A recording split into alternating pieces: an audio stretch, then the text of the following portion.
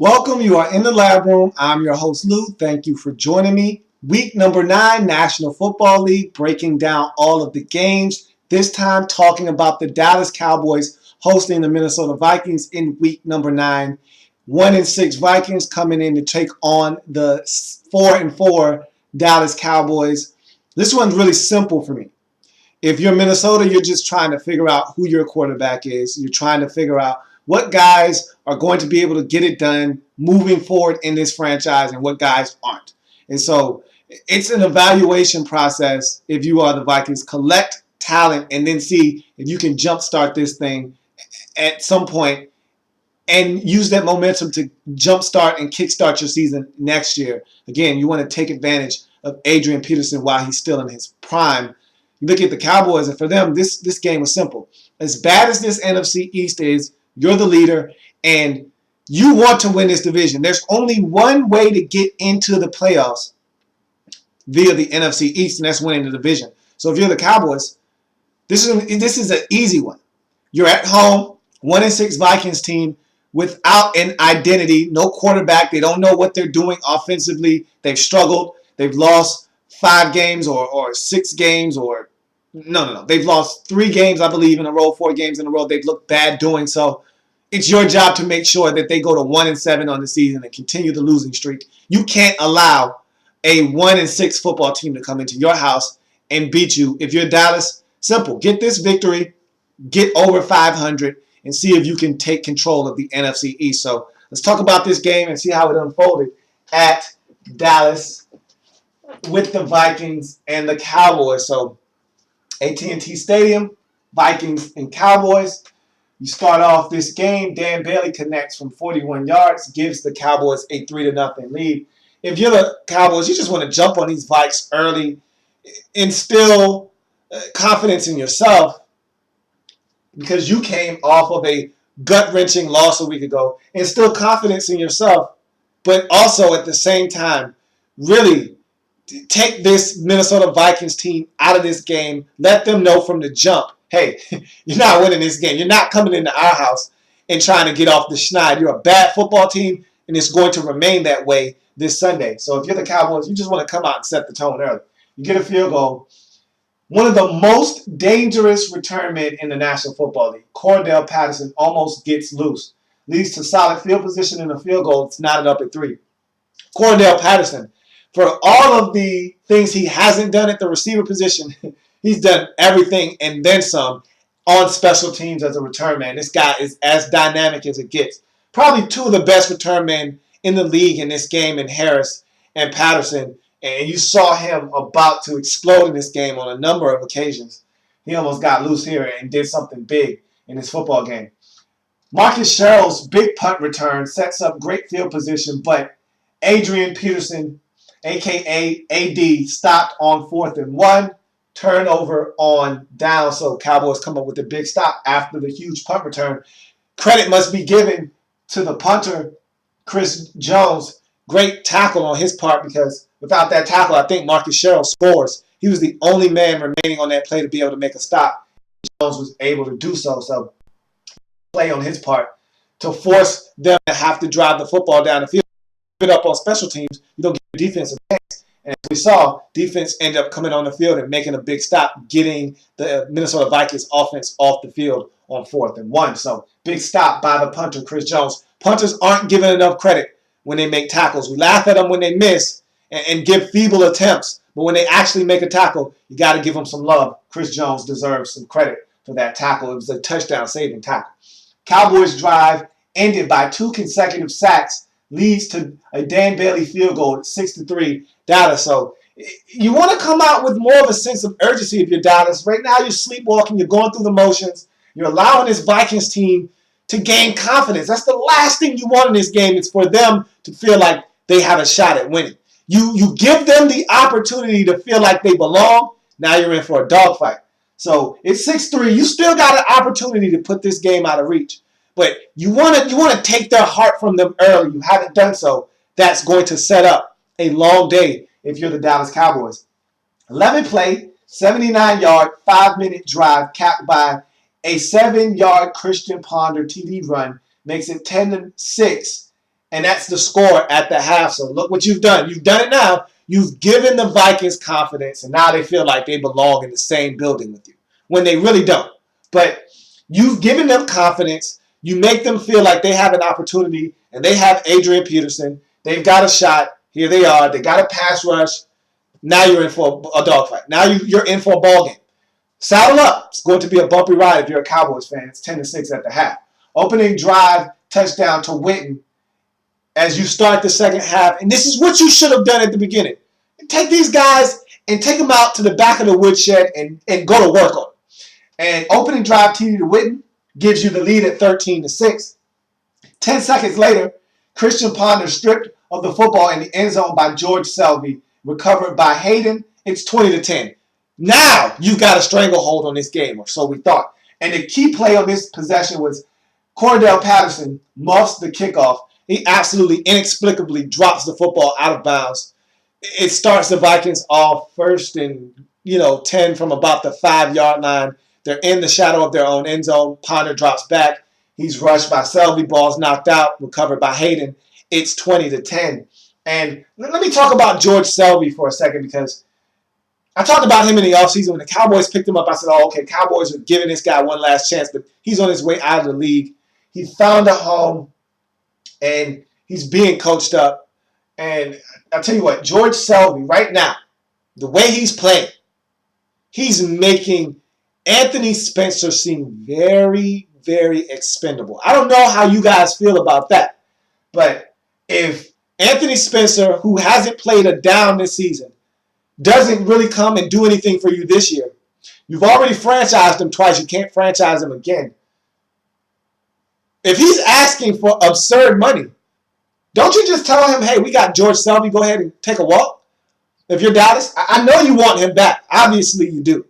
And if he comes back and he plays well, whenever he comes back this season, maybe you extend the offer to Anthony Spencer and you guys work something out. But if he comes back and he's tripping and he's asking for top dollar when he hasn't produced top dollar numbers for you yet, you're paying him for potential, not for production. Last year was his first big season, that being Anthony Spencer. With the numbers that George Selvey is putting up, I don't know. Maybe you allow Anthony Spencer to test the market. And if he comes back with a deal, maybe you match it. I don't know. But George Selvey is playing so well right now that I feel like a guy like Anthony Spencer is becoming expendable each and every week as George Selvey continues to play good football. So, I don't know. I'm not saying. I'm just saying. But now you're up 20-10. And if you're the Cowboys, you feel like you've got a stranglehold on the game. I know I thought you did, because I said this is a bad Vikings team and bad things are starting to happen to them. They're starting to think, here we go again. All contraire, my friend. See, what the Cowboys did early in this game was gave this Vikings team confidence. They gave a hopeless team the one thing you can't give them, hope. And so now, even though things have went bad, they've given up 14 points in a matter of 30 seconds, they're down 10, they still feel like they have a shot. And that is proof by this. Great response by the Vikes to score on a tough 31-yard Kyle Rudolph touchdown catch. It's 20-17. And right here, I believe, if I'm not mistaken, Blair Walsh misses an extra point. Look, you don't miss extra points in the National Football League. This isn't college. You're not at BYU. This isn't the Naval Academy. Make your extra points, Blair Walsh. What are you doing? Okay? So I think it's 20-16 at this point. Big miss on the extra point. If it wasn't then it was on the next touchdown. Either way, you can't miss extra points in the National Football League. It's not allowed. So, big stop on 3rd and 1 by the Vikes forces a Dallas Cowboys punt. Bad penalty on Henderson extends Cowboys drive. Des Bryant has a horrendous penalty on 3rd down, pushes the boys out of field goal range, and they have to punt. So they take turns having bad penalties. The Vikings defense is about to get off the field. Henderson plops down on the running back. I want to say it was Dunbar on this particular play. Nets a 15-yard penalty on 3rd and 4. It was going to be short. I think he only gained 3 yards on the play. They were going to have to punt. Gives them a 1st down. Cowboys drive down the field, get in field goal range. Des Bryant is upset about a pass interference call on him. He initially thought it was on the defender. Turns out to be on him. He gets mad, takes off the headgear, and is screaming at the official. Gets a 15-yard penalty. Come on. Tony Romo is absolutely steamed about it. He pushes Des Bryant off the field. Get off the field, man. And so it cost the Cowboys a field goal attempt, which could have loomed large. You were losing at the end of this game by 3. You never know how your actions will affect the game. If you're Des Bryant, you must keep your emotions under control. We talked about this last week with the meltdown on the sidelines. Ponder throws an interception to Orlando Scandrick early in the fourth quarter. The Cowboys still clinging to a 20-16 lead. Long Adrian Peterson run leads to an AD touchdown. And this was a tough run. This was one of those Adrian Peterson runs where one of those just get off me runs. He dragging 3 guys into the end zone. He got some help from a teammate. Just a tough run. And this guy scares me because Adrian Peterson is one of the most explosive backs in the National Football League. And you saw it on a long run where he burst through the first wave of defenders and got down the sideline. I honestly didn't think the Cowboys were going to be able to stop him. They finally corral him down the field. 2 plays later, he gets a 7-yard touchdown where he runs through the offensive line, gets to the second wave. They try to tackle him. He's dragging defenders into the end zone. Just a gutty effort by Adrian Peterson in front of his hometown crowd. He's from Texas. He's having a huge homecoming in this game. Over 140 yards rushing in this game for Adrian Peterson as he helps the Vikings take a 23-20 lead. And so the Cowboys are on the ropes. What's going on here? I picked the Cowboys as my sole survivor pick of the week. My no doubter. The Cowboys are supposed to win. No way the Vikings come into Dallas in the Big D and get a victory, right? Right? You better think again. Dallas are on the ropes right now. So, Tony Romo picked off by A.J. Jefferson. What the hell is going on, Dallas? Get it in gear. That's what I'm saying. So, the Cowboys need the football back now. If the Vikings get any points on this drive, just a field goal, and the Cowboys could be in some serious trouble. A 6-point lead at this point, with time winding down, could really spell trouble for this Cowboys offense in this football game. Cowboys get a much-needed stop, drive the length of the field, and I'm thinking, okay, they're going to get in the field goal range, force this thing into overtime, and win this game in overtime. Tony Romo said, forget about overtime, forget about the field goal. They drive down, Romo hooks up with Dwayne Harris with about 27 seconds left on the clock for the game-winning score on a 7-yard touchdown, as only Tony Romo can do. He scrambles out of the pocket, extends the play, finds Dwayne Harris going the opposite way, hits him in the end, hits him at about the 2. He dives in the end zone. Cowboys take the lead at 27-23. Vikings run out of time. Cowboys get it done at the end, 27-23. In a near disaster, Cowboys got it done. Doesn't have to be pretty. Again, not a beauty pageant. It's not a beauty contest. Nobody cares about how it looks. This isn't the BCS, and you're not going to be docked points because it wasn't a blowout victory versus a bad Vikings team. At the end of the day, put another one in the left-hand column, which is what the Cowboys were able to do. Beat a bad team at home, takes their record to 5-4 in the season. And you had to have this one. You cannot lose at home to Minnesota if you're Dallas. If you're Minnesota, it's that type of season for you where you have a game, you play well enough to win, but you make too many mistakes. This little stretch right out of the gate in the second half where you give up the touchdown to the Cowboys on the opening drive, Cordell Patterson muffs the kickoff out of bounds, Christian Ponder is stripped, and you fumble the football. That cost you this game right here. You went from leading this game 10-6 in a matter of seconds to being down in this game 20-10.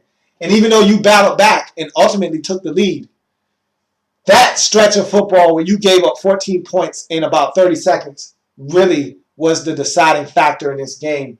And so you drop to 1-7 if you're the Vikings. You got a quick turnaround, Thursday Night Football versus the Redskins. Try to see if you can get a victory there. If you're the Cowboys, this was a much-needed win. Now you got a huge one, a huge game Sunday Night Football at New Orleans. They're coming off a loss. You're coming off a win. Let's see if you can go to the Big Easy and get a win. So that's going to do it for this installment of In the Lab Room. I thank you for joining me. That happens in the National Football League, whether big or small. We cover it all here in the Lab Room. Have a good one. See you next time as I continue to break down week number 9 in the National Football League.